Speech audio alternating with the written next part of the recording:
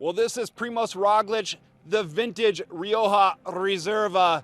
What we saw back in 2020 when he won up here in Moncavillo, deep in the Rioja region, up in the northeast of Spain.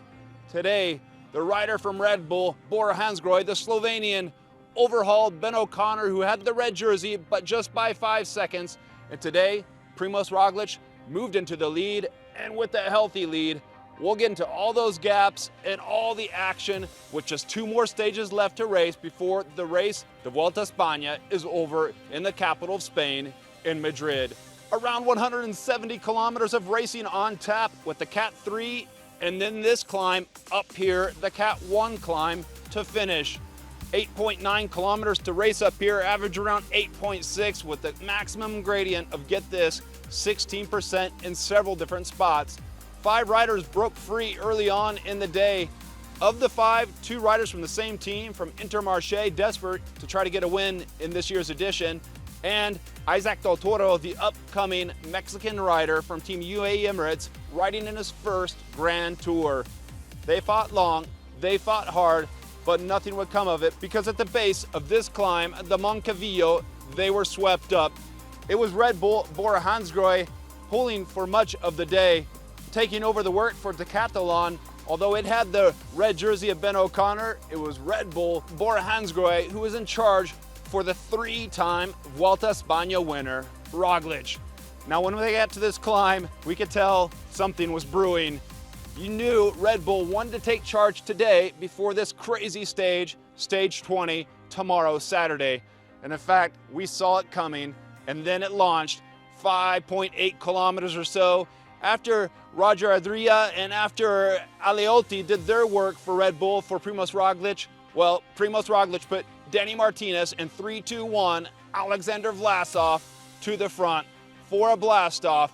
Later, Roglic explained when he was up there wearing the red jersey that it wasn't quite even the plan, but the riders convinced him out on the road that this is what we're going to do. And he said, hey, why not?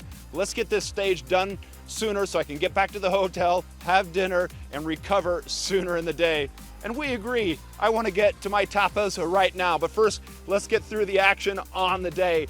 Primoz Roglic followed his 2 leaders, and the whole race, the whole GC race behind, was blown apart with all the other GC stars, including the Australian from Perth, O'Connor, all looking at each other going, what do we do now? And it continued for a while. Roglic followed his teammates. Martinez dropped off, then Vlasov, and then finally with 5 kilometers to go in this climb, Roglic was free. And some of us thought it was too early, too soon, but he made it work out. And this was classic Roglification. He was annihilating the riders behind him and going for the top, going for the stage win, and going for those 10 seconds in bonus. Back behind, it took a while for the riders to organize themselves. We saw Salt Bay, David Gaudu hit out. We saw Richard Carapaz, the team there, EF Education, did so well yesterday in isolating and dropping Landa.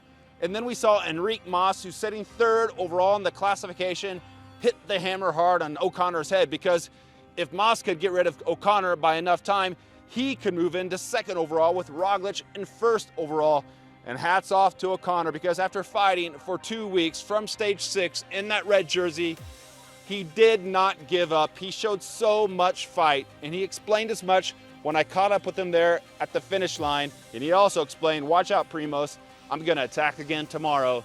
But today it was all about Primoz racing up here to the finish line. We saw him celebrate coming over the line, and this is his 15th career win in his 5 years of racing in the Vuelta a España, 3 overall wins, and he celebrated, but it was business as usual. He went right back to the podium, did the podium presentation, and then came out and spoke with us and just gave all the details and explained how O'Connor's been a great rival over these last days, and not wanting yet to think about tomorrow, but wanting to enjoy the day today. And why not? He put in a massive gap on O'Connor. The first riders to finish behind Roglic, well, it wasn't Enric Mas. He was swept up by David Gaudu, the Frenchman, and Skilmos right with him on the same time. Skilmos overhauled Carlos Rodriguez to take over the white jersey of best young rider. And then Ben O'Connor further back, much further back, finishing at 1:49.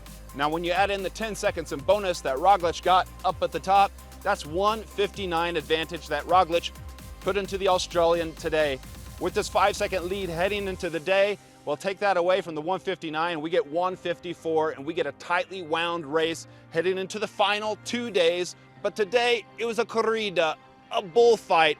Red Bull, Primoz Roglic, heading into the arena, charging the red jersey of Ben O'Connor, and taking charge in the 2024 Vuelta España.